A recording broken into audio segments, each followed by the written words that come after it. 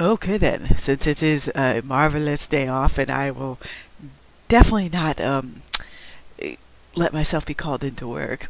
I'm gonna do more videos today and space out more, releases and whatnot. But I've been recently listening to all the X-1 stuff, the old radio like stories, and I'm just like, wow, this is how you do like little short stories.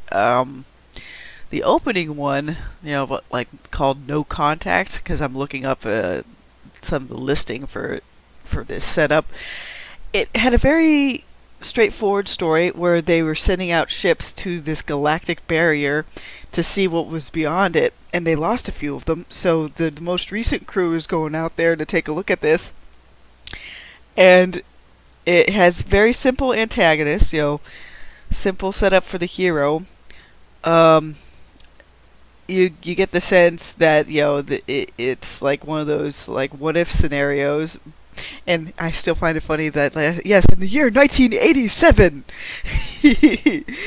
they thought we'd be so much more advanced than we are nowadays. I mean, we're somewhat more advanced in certain areas, but it's still fun to see where they thought we'd be like in the 50s compared to now. They probably thought we'd be on Mars and shit by now. But yeah, the basic setup is they're going to beyond this kind of galactic barrier to see what's out there. There's like another world out there, and it turns out there's a rival faction that are gunning for this world, and they've already infiltrated multiple levels on Earth. And it leaves off with the one radio guy like getting a bit perturbed, because he heard his last message from his old commander, and then he turns, and the colonel, or the overall project lead, turns out to be one of the infiltrators. It does leave on a note where, sure, if you wanted to continue this storyline, you could, but a lot of these shorter story setups for X-1 gives you like little bits and pieces where, most times it's like a simple whodunit.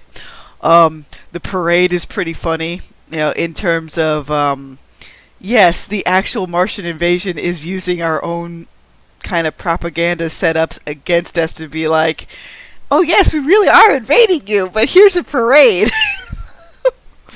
Oh, oh boy! But yeah, I think that's the reason why it's just like some of the pulps too. You can have a lot happen in a short story as well. It's just with short stories, the pacing has to be a bit different. And that's about it. I mean, if you're looking into a bit of a radio show or audio book kind of revival, you can't go wrong with X-1. I decided to get the whole set. It was like less than $10, so I figured why not? For 50 plus hours of entertainment, yeah, I'm gonna go for it.